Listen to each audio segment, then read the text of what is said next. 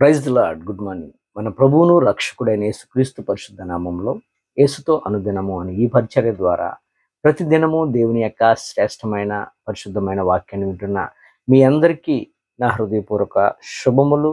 ఈరోజు దేవుడు మనతో మాట్లాడుతున్న మాటను శ్రద్ధగా ధ్యానించుకునే ముందుగా చిన్న ప్రార్థన చేసుకుందాం.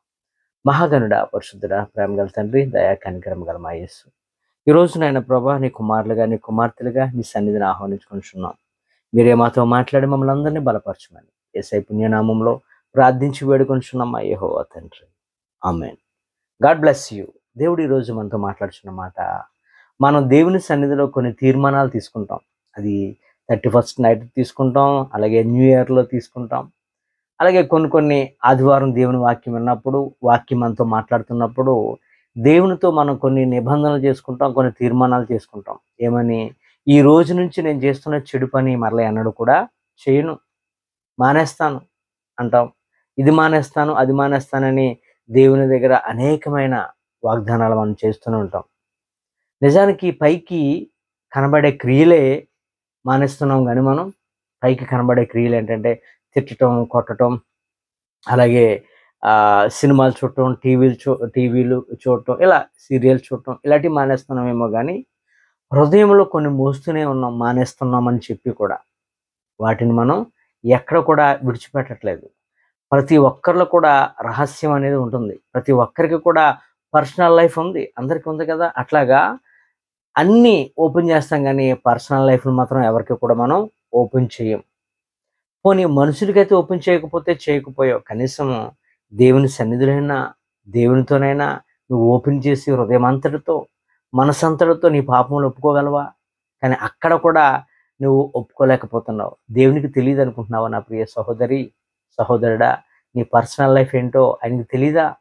ఆయన సర్వం ఎరిగిన దేవుడు. ఎప్పుడైతే నీ రహస్యములు, నువ్వు చేస్తున్న పనులు, అది ఆలోచనలో కానీ, నీ రహస్యంలో చేస్తున్న క్రియల్లో కానీ ఏమైతే ఉన్నాయో వాటిని ఒప్పుకొని ప్రభు సన్నిధిలో వాటిని ఎప్పుడైతే విడిచిపెడతావో నువ్వు బ్లెస్ అవుతావు, నేను బ్లెస్ అవుతాను. ఆ రోమీయులకు రాసిన పత్రిక 3వ అధ్యాయం చదువుతుండగా అక్కడ నాకు ఒక 8 విషయాలు నాకు కనబడ్డాయి నేను ధ్యానిస్తుండగా. ఈ 8 విషయాల్లో మానవుడు తప్పిపోతున్నాం మనం. ఇవన్నీ కూడా మనం పైకి బాగున్నాం అన్నట్టుగా బిల్డప్ ఇస్తున్నాం, కానీ వాటిని చేస్తున్నట్టుగా వ్యవహరిస్తున్నాం, కానీ వాటిని ఎవ్వరం కూడా మనం పాటించట్లేదు. అన్నీ కూడా దేవునికి అంగీకారం కానివే మనం చేస్తున్నాం, కానీ పైకి ఎంతో భక్తిగా, ఎంతో నెమ్మదిగా, ఎంతో చక్కగా మాట్లాడుతూ బిల్డప్ చూపిస్తున్నాం, కానీ క్రియల్లో మాత్రం ఎక్కడ కూడా కనబడట్లేదు. రోమీయులకు రాసిన పత్రిక 3వ అధ్యాయం 10వ వచనం చూస్తే, ఇందు గురించి రాయబడింది ఏమనగా, నీతిమంతుడు లేడు, ఒక్కడును లేడు, అందరూ కూడా ఏమైపోయారంటే దారి తొలగిపోయి ఉన్నారు. ఎందుకంటే బహిరంగంగా అందరికీ మంచిగా కనిపిస్తున్నాం. మనమందరం కూడా జనాలకి చూస్తుండగా మనం ఎంతో మంచిగా కనబడుతున్నాం, కానీ రహస్య పాపాలు మాత్రం మనం అలా క్యారీ చేస్తూనే ఉన్నాం. ఒక్కొక్కరిలో ఒక్కొక్క రహస్యం ఉంది, ఒక్కొక్కరికి ఒక్కొక్క బలహీనత. ఆ బలహీనత మనలో ఉంటుంది, కానీ దాన్ని విడిచిపెట్టలేకపోతున్నాం. కానీ అన్నీ విడిచిపెట్టినట్లుగా మనం వ్యవహరిస్తున్నాం. మొదటిగా ఏంటంటే, దేవుణ్ణి గ్రహించువారు లేరు, దేవుణ్ణి వెతుకువారు బహు తక్కువైపోతున్నారు. సత్యవంతుడు మన దగ్గర ఉన్నప్పటికీ కూడా సత్యాన్ని మనం గ్రహించుకోలేని పరిస్థితిలో ఉన్నాం. రెండవదిగా మనం చూసినట్లయితే, ఇతరులకు మేలు చేయువారు ఎవరు లేరు. చేస్తే నాకేంటి అని స్వలాభం కోసం ఆలోచించేవారు తప్ప సహాయం చేసేవారుగా ఎవరు కూడా ఉండలేదు. పైకి వాళ్ళు ఎంతో సహాయకులుగా ఉన్నట్లుగా మనం బిల్డప్ ఇస్తూ ఉంటాం. మూడవదిగా, అబద్ధము మనిషిని ఏం చేస్తుందంటే డామినేట్ చేసేస్తుంది. ఎవరి నుండి ఏదైనా మాట్లాడే మాటల్లో ఎక్కడ కూడా సత్యం అనేది కనిపించట్లేదు. ప్రతిదానికి కూడా చిన్న చిన్న అబద్ధాలు మాట్లాడేసి మనం ఏమి కాదు కదా అన్నట్లుగా టేక్ ఇట్ ఈజీగా తీసుకుంటున్నాం. నాలుగవదిగా, పగ. ప్రతి ఒక్కరిలో కూడా పగ ఉంటుంది. పగ ఎందుకు ఉంటుందంటే వార్వలేనితనం, ఎదుటి వారిని చూసి వార్వలేనితనంతో మనం ఉంటున్నాం. ఏదో ఒకటి చేసేయాలి అనే కసితో మనం జీవిస్తున్నాం. ఐదవదిగా చూస్తే, నన్ను కొట్టారు కనుక, నన్ను తిట్టారు కనుక, నన్ను అవమానపరిచారు కనుక నేను కూడా ఏదో ఒకటి చేసేయాలి, వారి బ్లడ్ చూడాలి అనే విధంగా మనుషుల యొక్క మనస్తత్వాలు అలా అయిపోతున్నాయి. ఆవేశంతో జీవిస్తున్నారు. శాంతి సమాధానము అనేది వారి గృహాలలో కానీ వారిలో కానీ ఎక్కడ కూడా కనబడదు. శాంతియుతంగా కానీ సమాధానం పడేవారిగా కానీ వారు ఎక్కడ కూడా కనబడరు. అన్నీ ఏదో గొడవ, ఏదో సమస్యలతో జీవిస్తూ ఉంటారు. ఎనిమిదవదిగా మనం చూస్తే, మేము దేవుని భక్తులమండి అని చాలా సీనియర్ క్రిస్టియన్స్ అయి ఉండొచ్చు, కానీ వారిలో భక్తికి తగ్గ శక్తి లోపిస్తుంది. దేవుని భయం అసలు కూడా వారికి ఉండట్లేదు. మన యొక్క రహస్య జీవితము ఎప్పుడు బాగుంటుందో అప్పుడే దేవుణ్ణి మనం ధైర్యంగా అన్ని అడగగలం. మనం అనుకుంటాం ఇది నా పర్సనల్, ఎవరికి తెలియకూడదని. మనం సృష్టించిన దేవునికి మనం ఏంటో తెలియదండి. అన్నీ తెలుసు. సర్వం ఎరిగిన దేవుడు, సమస్తము చూచుచున్న దేవుడు. మన యేసయ్య రహస్యములను బయలుపరచువాడైన, బట్ట బయలు చేయువాడు. మనం మనుషుల కళ్ళు కప్పొచ్చేమో కానీ దేవుని మనం మోసం చేయలేము నా ప్రియ సహోదరి సహోదరు. కీర్తనలో 33:13 ఉంటది, యెహోవా ఆకాశంలో నుండి కనిపెట్టుచున్నాడు, ఆయన నరులందరినీ దృష్టించున్నాడు, ఆయన సమస్తమును కూడా చూస్తున్నాడు.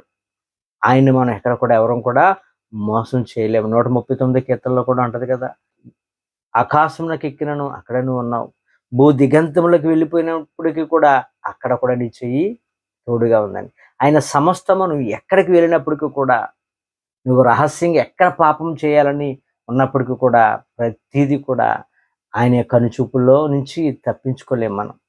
ఆయన కనుచూపు ప్రతి చోట కూడా ఉంది నా ప్రియ సహోదరి సహోదరుడా. మన రహస్య జీవితం చాలా జాగ్రత్తగా మనం కాపాడుకోవాలి, అప్పుడే మనం దీవింపబడతాం. దావీదు తన రహస్యంలో పాపం చేశాడు. ఆ పాపం ఎవరికి తెలియదు అనుకున్నాడు. దాని ద్వారా ఎన్ని తప్పులు చేశాడు దావీదు. ఒక్క అబద్ధము, ఒక్క తప్పు చాలా తప్పులు చేయిస్తుంది, చాలా అబద్ధాలు ఆడిస్తుంది. అలాగే దావీదు మరి బెత్షెబను పాడు చేశాడు. ఆ పాపము ద్వారా అనేకమైన తప్పుల మీద తప్పులు చేసుకుంటూ వెళ్ళాడు దావీదు. అలాగే దావీదు అనుకున్నాడు ఇది ఎవరికి తెలియదు కదా అని దాచేశాడు. కానీ దేవుని యొక్క కనుచూపు నుంచి తప్పించుకోగలిగాడా? నాతాను అనే ప్రవక్త వచ్చి గద్దించాడు. మరి దానికి తగ్గ శిక్షణ కూడా దావీదు పొందినట్లుగా మనం చూస్తాం. ఎప్పుడైతే మనం తప్పులు ఒప్పుకొని విడిచిపెడతామో మనం కనికరింపబడతాం నా ప్రియ సహోదరి సహోదరుడా. మరి యోసేపు జీవితాన్ని మనం చూడండి. తన రహస్య జీవితంలో క్లియర్గా ఉన్నాడు కనుకనే దేవుడు యోసేపును అంతగా ఆశీర్వదించాడు. కనుక మనం ఎప్పుడు కూడా మనలో మన యొక్క రహస్య జీవితము ఎప్పుడు కూడా క్లియర్గా మనం ఉన్నప్పుడే దేవుని సన్నిధిలో చేయెత్తి, అయ్యా నన్ను కరుణించు ప్రభువా, నన్ను కాపాడు ప్రభువా అని నువ్వు చేతులెత్తి ఎప్పుడైతే ప్రార్థన చేస్తావో, కన్నీటితో ఎప్పుడైతే ఏ ప్రార్థన చేసినప్పుడు కూడా ఆ ప్రార్థన దేవుడు వింటాడు. నీలో మలినం పెట్టుకుని నువ్వు ఎన్ని ఉపవాసాలు ఉన్నా, ఎన్ని కానుకలు ఇచ్చినా, ప్రతి వారము దేవుని సన్నిధికి వెళ్ళి గంటల గంటల ప్రార్థన చేసినప్పటికీ కూడా నీ ప్రార్థన దేవుడు అంగీకరించాడు. నీ పాపములు ఒప్పుకో, విడిచిపెట్టు. నీ రహస్య జీవితాన్ని దేవునికి ఎప్పుడు కూడా పరిశుద్ధంగా, పవిత్రంగా చూపించే విధంగా నీ యొక్క రహస్య జీవితము ఎప్పుడైతే ఉందో అప్పుడు దీవింపబడతావు. ఈ కొద్ది మాటలు దేవుడు మనందరి జీవితంలో దీవించి ఆశీర్వదించి ఫలింపచేయును గాక. ఆమేన్. God bless you.